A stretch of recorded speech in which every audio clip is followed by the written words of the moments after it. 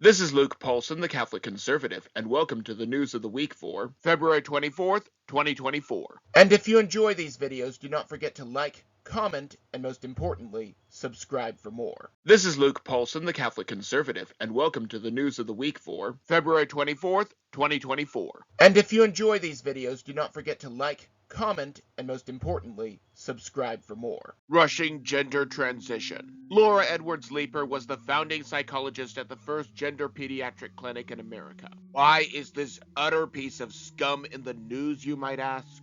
Simply put, she is now saying that we may be rushing gender transition on children. In other news, fire is hot and water is wet. Moving on, we know that adolescents are always in full control of their thoughts, emotions, and feelings and should never be doubted in any of these under any circumstances. And if you believe that, I got some motion from a property in Arizona. From my front porch you can see the sea. we are told that we need to get these children in young so that they do not have to deal with the consequences of an adolescence that they do not want. Show me one teenager that is well adjusted during this time of their life. In essence, this is all just a money-making scheme by this industry. These surgeries make a lot of money. So female to male chest reconstruction can bring in $40,000. A patient just on routine hormone treatment, who I'm only seeing a few times a year, can bring in several $1,000s. So that requires a lot of visits and labs. It actually makes money for the hospital. The female to male bottom surgeries, these are huge money makers. Again, I think this has to be an underestimate that they're quoting around $20,000 for a phalloplasty. There's been different things that I've read that said it could be up to $100,000. Dr. Winokur, who's our surgeon, says that there's entire clinics where the entire clinic is supported just by their phalloplasties, and that is like a fraction of the surgeries that they're doing. These surgeries are labor intensive, they require a lot of follow-ups, they require a lot of OR time, and they make money. They make money for the hospital. E-transitioners are becoming more and more common to the point that some doctors are leaving the practice. Edwards-Leeper is now admitting that considering the malleable nature of children, especially in the aforementioned demographic, their feelings on gender are based largely on what their peers think rather than anything based in reality. It is the same reason that so many get into drugs and alcohol at such an early age. Acorn or Gunshot. Now this is an interesting story for liberals, to say the least. On one hand, they believe that we should be disarmed, saying that the police will protect us. On the other hand, they believe that the police should be abolished. These two ideas cannot coexist.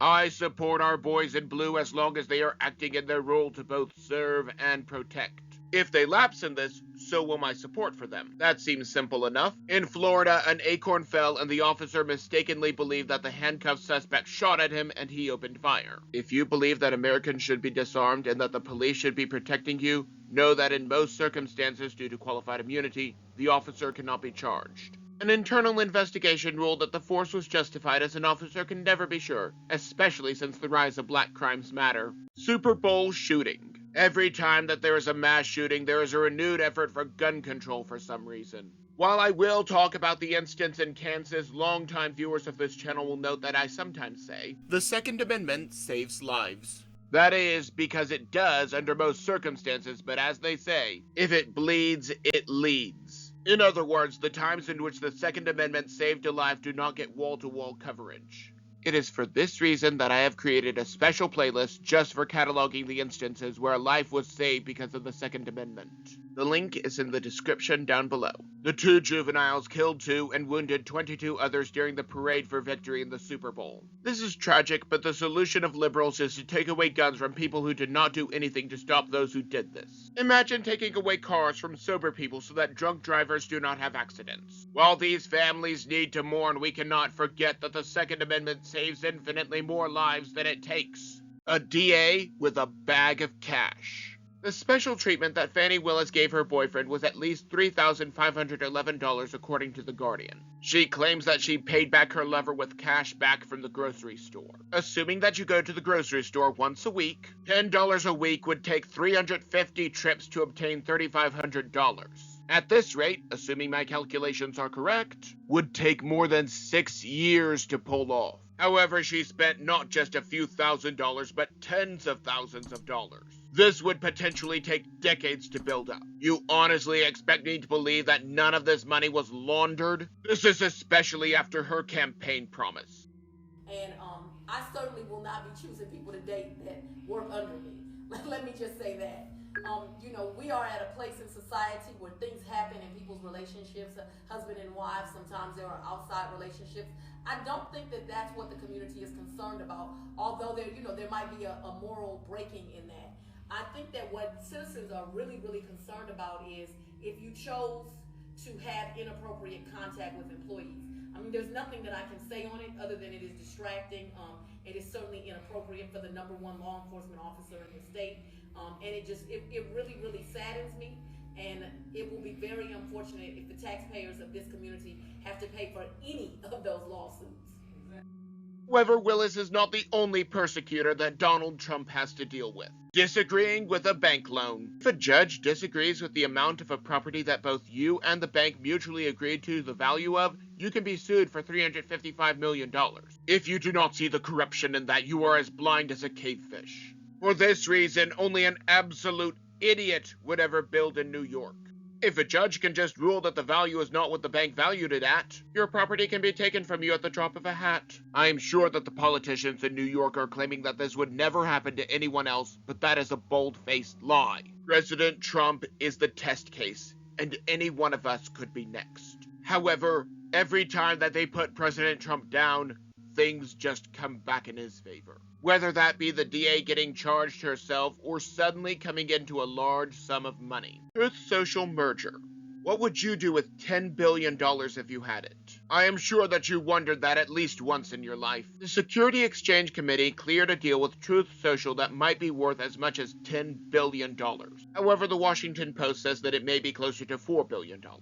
While I am not an accountant, nor do I identify as an accountant, even if we were to go on the low end of that, it may be enough to shut up most of the persecutors against him. Either way, this is only possible because he created something that people like and flock to because of all the censorship of the fake news. The fake news created his campaign by giving him a platform, and now their policies have made him even richer. Ironic. Alexei, Navalany, and Russia. People only rally to support some people after they are dead. Amnesty International stripped Navalany of his prisoner of conscience status. They did this because he did not revoke some xenophobic comments. This man was one of the most vocal critics of Vladimir Putin. Now that he has died by murder or suicide, we will never know. The rest of the world has suddenly come out to support him. I wonder if they still care about those xenophobic comments. Meanwhile, Ukraine was invaded by Russia, and Ukraine cannot do anything wrong. They certainly did not have American prisoners within their borders who died while in custody. Gonzalo Lira in Ukraine. Supposedly he was spreading Russian misinformation and was thus imprisoned.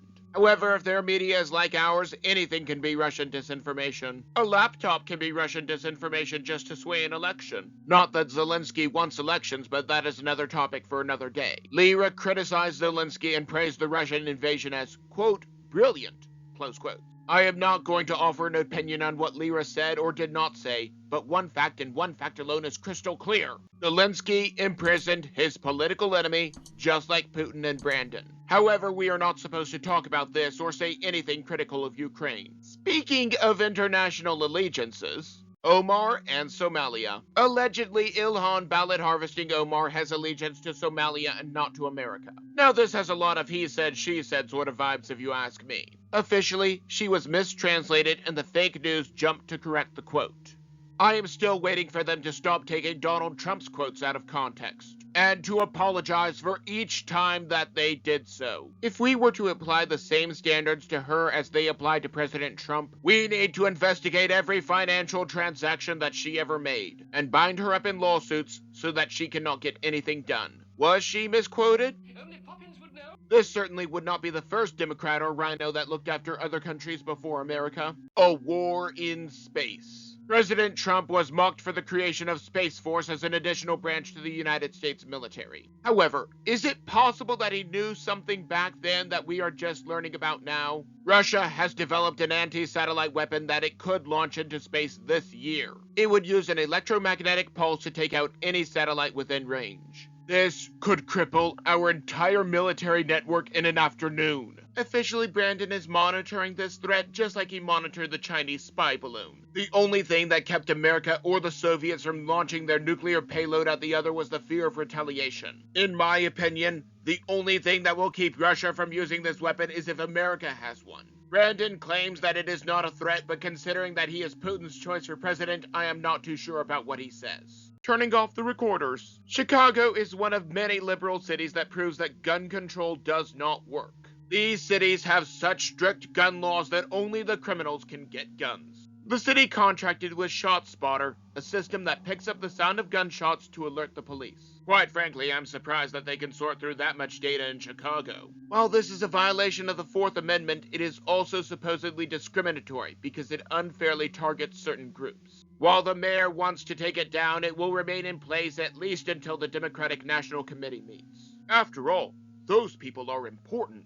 Protecting all children. Alabama has made a significant advancement in the protection of all children. Their Supreme Court has ruled that frozen embryos are in fact human and thus deserving of protection. Every child deserves life, and killing them just because they are young is inhumane to say the least. While another court decision could strike this down, these children will be protected for the time being. At least 3 IVF providers have had to shut down because of the ruling. Imagine locking any person away just because they are not wanted. If you create life, you need to protect that child. If you do not want the responsibility of not caring for the child, do not create life. These people knew what they were doing. Maybe I'm just blowing smoke. Maybe I'm completely off my rocker, but that is just my opinion. And do not forget to like, comment, and most importantly, subscribe for more. But before you go, on the left I have last week's video, but you may also enjoy the video on the right.